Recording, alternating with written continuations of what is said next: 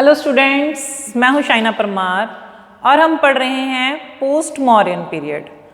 तो जो हमारा लास्ट लेक्चर था उसमें हमने पोस्ट मॉडर्न पीरियड में पढ़ा कि डिक्लाइन कैसे हुआ मौर्य पीरियड का। बहुत सारे कारण पढ़े। हमने पढ़ा कि अशोक ने दिग्विजय की जगह पे धम्मविजय अपना लिया, उसकी सेना कमज़ोर हो गई, उसके पैसा ख़त्म हो गया। बहुत सारे कारण पढ़े हमने। ये भी पढ़ा कि उसके उत्तराधिकारी कमज़ोर निकले, उसने बुद्ध धर्म अपना लिया, ब्राह्मणों पे अत्याचार किए गए, बहुत कुछ है। लेकिन एक्चुअल में जो रीज़न है, मौर्य एम्पायर का खात्मा ही हो गया, कोई नेक्स्ट राजा ही नहीं बचा उसके धर्म को आगे चलाने के लिए। तो उसका जो असली रीज़न है वो है जो लास्ट राजा था उसका कत्ल हो जाना। तो हमने पढ़ा बृहदत्त को उसके ही सेनापति ने उसको मार दिया, जिसका नाम था पुष्यमित्र शुंग। तो वहीं से एक नया वंश शुरू होता है, वो है शुंग वंश। तो आगे हम पढ़ने वाले हैं शुंग वंश के बारे में। हालांकि अगर हम अपने इतिहास को देखते हैं तो इस वंश को इतना महत्व नहीं दिया जाता जब हम इसको किसी कॉलेज लेवल में या सिलेबस के अकॉर्डिंगली पढ़ते हैं। लेकिन ये एक ऐसा वंश है जो अपने आप में एक शानदार समय में जाना गया है। जो इसके सोर्सेज हैं वो हमारे पास लिखे पड़े हैं, इसके जो राजा हैं उनके बारे में हमारे पास जानकारी है, लेकिन बहुत कम जानकारी मिलती है। इतना ज़्यादा इस वंश के बारे में लिखा नहीं गया है, लेकिन ये ऐसा समय भी नहीं है कि जिनके बारे में हम जिक्र ना करें।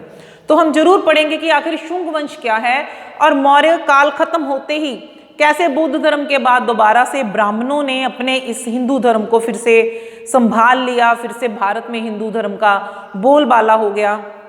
ये भी माना गया है कि जो मनुस्मृति का नया रूप है वो भी इसी काल में लिखा गया है। तो बहुत कुछ है इस शुंग वंश के बारे में पढ़ने के लिए। तो हम इसे शुरू करते हैं। द शुंगास, शुंग वंश, जिसका टाइम पीरियड है 185 बीसी से लेके 73 बीसी। तो मैंने आपको स्टार्टिंग में ही बता दिया था, अभी हम ईसा पूर्व पढ़ रहे हैं। ईसवी के बारे में हम बात करेंगे, लेकिन हमें पहले ये पता होना चाहिए कि एक महान साम्राज्य मौर्य काल पढ़ने के बाद कैसे हम सीधे गुप्त काल में पहुंच जाएंगे। तो बीसी से एडी तक पहुंचने में जो बीच में इतने साल हमारे पास हैं उनके बारे में ये जानकारी है। सबसे पहले आते हैं सोर्सेज क्या है। तो पुराणों में इसके बारे में बात की गई है, शुंग वंश के बारे में। ये भी लिखा हुआ है कि मौर्य वंश के बाद नया वंश शुरू होगा, वो होगा शुंग वंश। उसमें जो है राजा है पुष्यमित्र, वो 36 साल तक राज करेगा। ये जानकारी हमें पुराणों से मिलती है। तो शुंग वंश का जिक्र पुराणों में मिलता है। इसके अलावा जो बाणभट्ट है उसने एक अपना बुक लिखी है हर्षचरित्र। उसमें उसने पुष्यमित्र के बारे में लिखा है कि वो एक अनार्य है, वो एक निम्न उत्पत्ति है। तो ये एक हर्षचरित्र के बारे में, हर्षचरित्र किताब में इसके बारे में जानकारी मिलती है। उसके अलावा हमारे पास है कालिदास की मालविकाग्निमित्र। वैसे तो ये उसने पुष्यमित्र शुंग के पुत्र के बारे में लिखा है, माना जाता है ये उसकी लव स्टोरी है। इसके बारे में जिक्र किया हुआ है। अग्निमित्र जो उसका पुत्र है, उसका किसी के साथ युद्ध होता है विदर्भ राज के साथ, उसके बारे में भी जानकारी है। इसके अलावा मालविकाग्निमित्र में हमें ये भी पता चलता है कि जो पुष्यमित्र है उसने एक अश्वमेध यज्ञ भी किया था। वैसे तो उसने 2 अश्वमेध यज्ञ किए हैं, लेकिन उनमें से एक का वर्णन हमें कहाँ से मिलता है? मालविकाग्निमित्र से। सो पुष्यमित्र एक ऐसा शासक हुआ है जिसके बारे में हमारे पास काफी जानकारी है।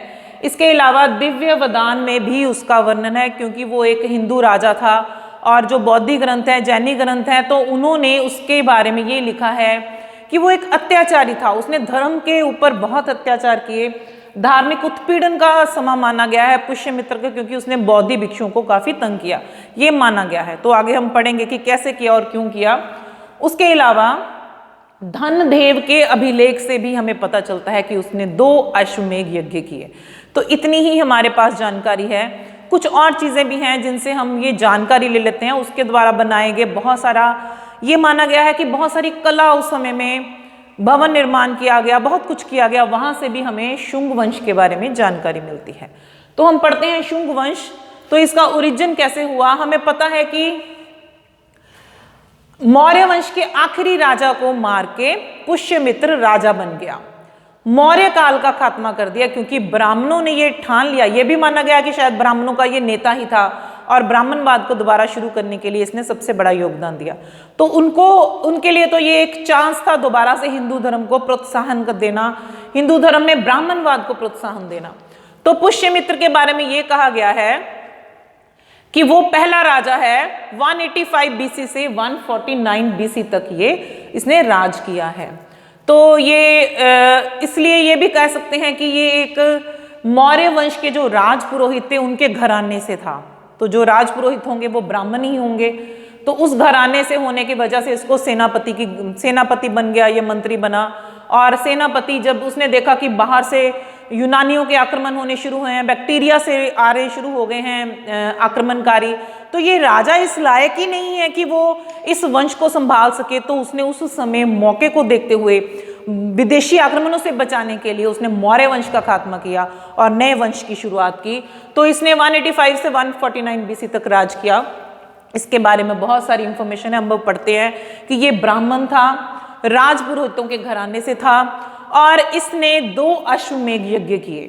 ठीक है, तो 2 अश्वमेघ यज्ञ में से एक का वर्णन मिलता है हमें अयोध्या के शिलालेख से। वहां पे लिखा हुआ है कि राजा पुष्यमित्र शुंग ने इसका यज्ञ किया, अश्वमेघ यज्ञ किया। तो अश्वमेघ यज्ञ कौन करेगा? हम पहले भी पढ़ चुके हैं कि जो राजा अपनी ताकत को दर्शाता है वो अश्वमेघ यज्ञ करता है।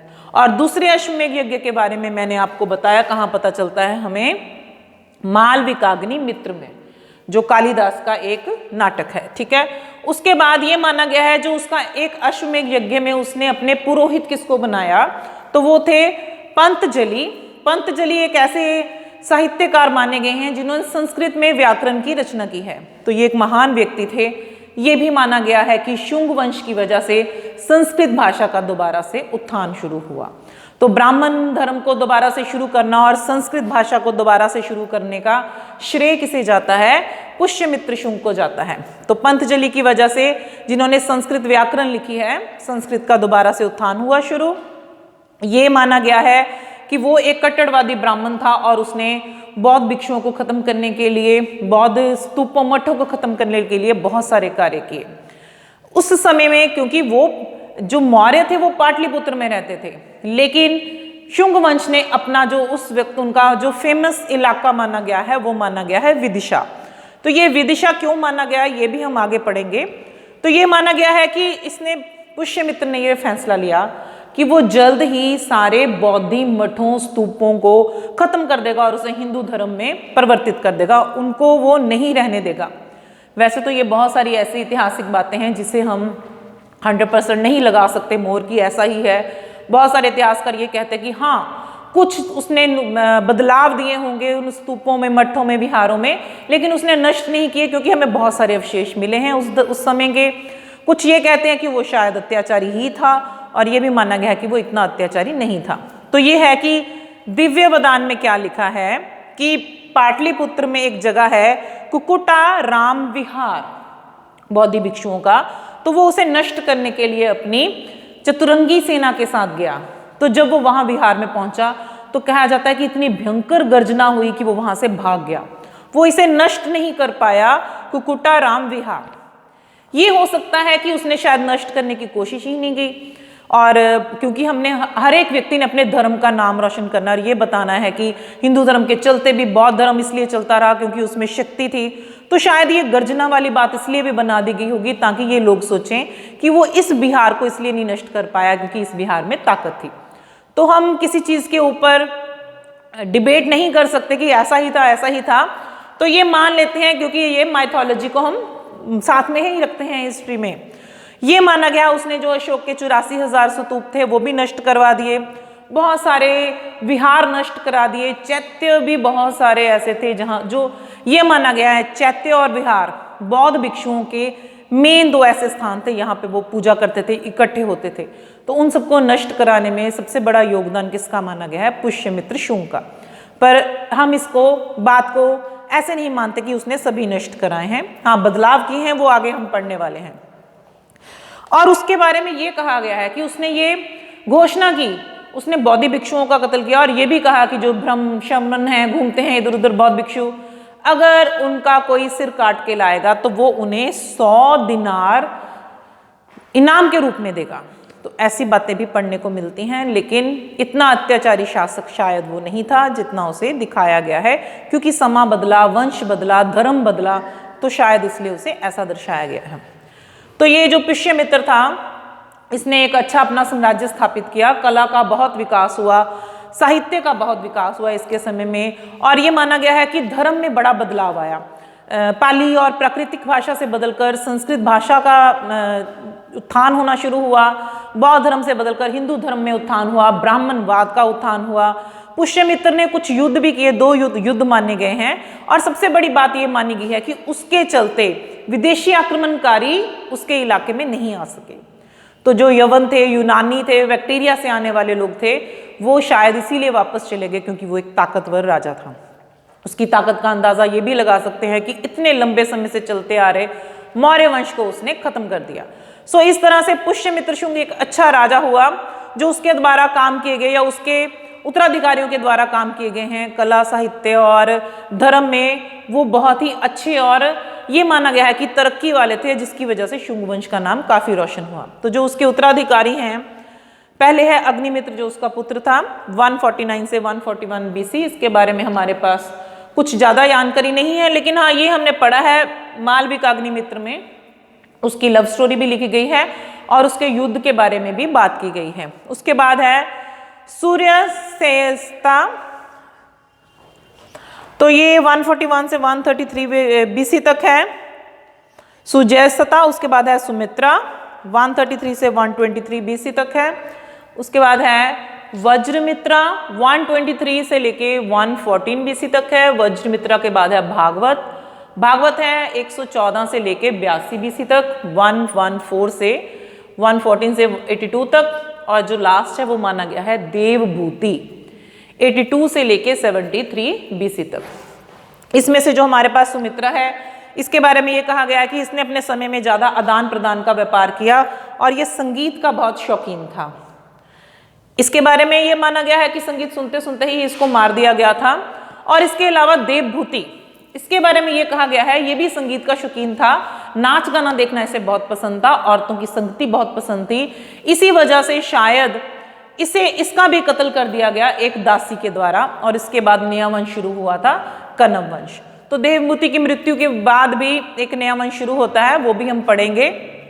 तो ये जो शुंग वंश है हमारे पास रिलीजन, लिटरेचर और आर्ट के लिए ही जाना गया है। तो नहीं, इसके हम पुष्यमित्र को नहीं जुटला सकते, उसे भी जानते हैं, लेकिन धर्म के लिए, क्योंकि हिंदू धर्म को दोबारा से स्थापित किया गया है। लिटरेचर के लिए बहुत सारा साहित्य लिखा गया है इस समय। आर्ट, कला का बहुत निर्माण हुआ है, उसकी मैं कुछ आपको एग्जाम्पल्स देने वाली हूँ। ये माना गया है इससे पहले जो बुद्ध धर्म के स्तूप, मठ या विहार थे, उनमें लकड़ी से काम किया जाता था। तो जो बाहर जंगले बन जाते हैं घर के बाहर, तो चार दीवारी जिसे बोलते हैं, वो लकड़ी से की जाती थी। तो इसने उसको पत्थर में बदल दिया, तो वो सारी चार दीवारी पत्थर के बनाई गई। और देखो जगह है भारहुत जो है उसके पत्थर के जंगलों के लिए जाना जाता है। जो जंगले बनाए गए आसपास वो पत्थर से बना दिए गए, और भारहुत जो उसके पत्थर के ये जंगले जो बने उसकी वजह से बहुत फेमस हुआ है, उसका जो गढ़ माना गया है वो। उसके अलावा हमारे पास उसके 5 कला के नमूने हैं जिनके बारे में हम पढ़ेंगे। ये शुंग वंश के नमूने हैं, कोई किसी के समय का है, जो कुछ भागवत के समय का है, या कोई पुष्यमित्र शुंग के समय का है, सुमित्रा के समय का भी है। तो वो है, पहले है हमारे पास विदिशा गरुण ध्वजा। विदिशा में जो गरुण ध्वजा है, जिसे हम गरुण स्तंभ भी बोलते हैं, सबसे इंपॉर्टेंट है और सबसे पहला स्मारक भी माना गया है। इसे बनाया किसने है? ये देखो, ये जो गरुण स्तंभ है या गरुण ध्वज है, क्यों बनाया गया और कैसे बनाया गया?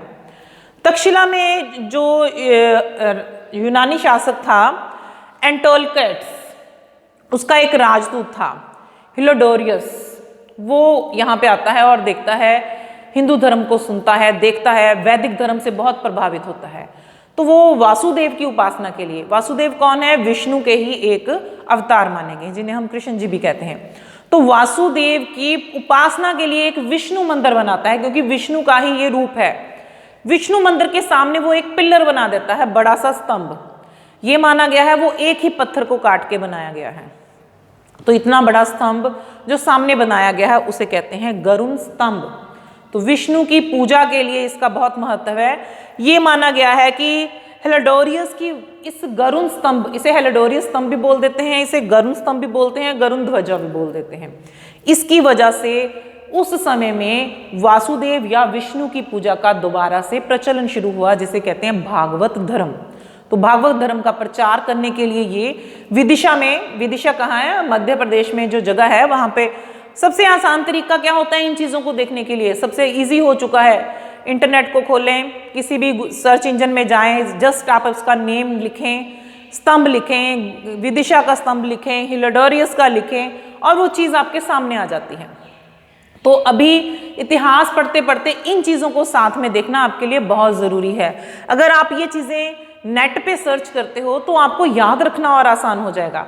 अगर आप इसे खोल के देखेंगे ना तो आपके सामने वो स्तंभ भी आ जाएगा, तो आप उस जगह का नाम भी पढ़ेंगे और इन लोगों के नाम याद रखने भी आसान होंगे।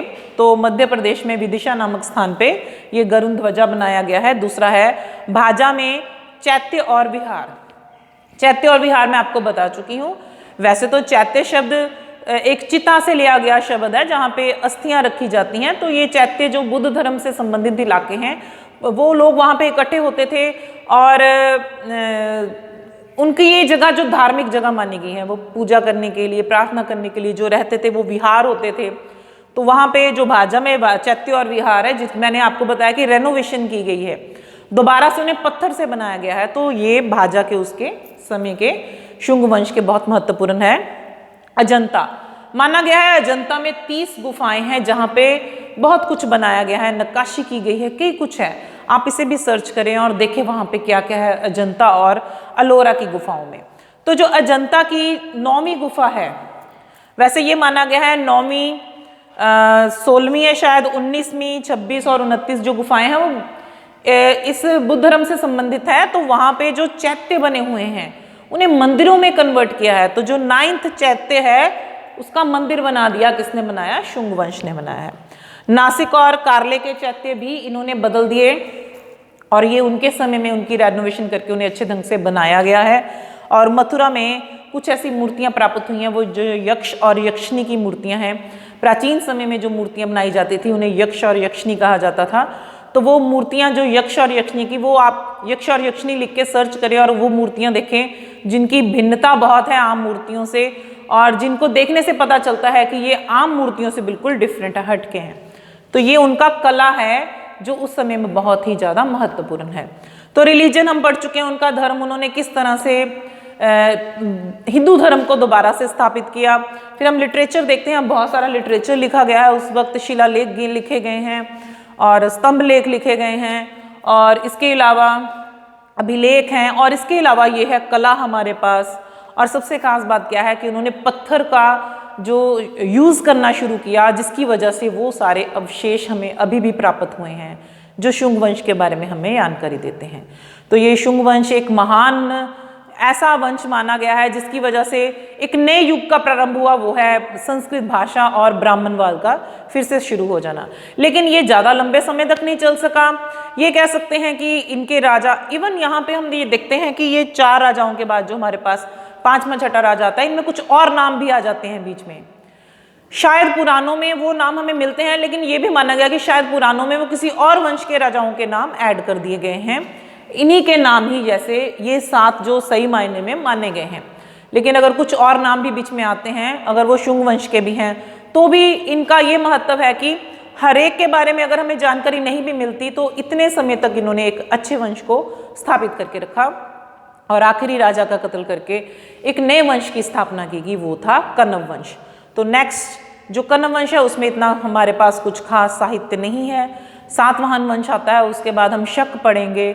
ये सब हम एक अलग लेक्चर में पढ़ लेंगे, ताकि हम गुप्त साम्राज्य शुरू करें तो उससे पहले, कुषाण वंश शुरू करें तो उससे पहले हमारे पास पता हो कि कौन से इलाके में क्या क्या चल रहा था।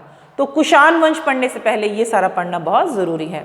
तो ये शुंग वंश के बारे में आप जितना भी आपके पास मटेरियल है इसे नोट करें। Thank you so much.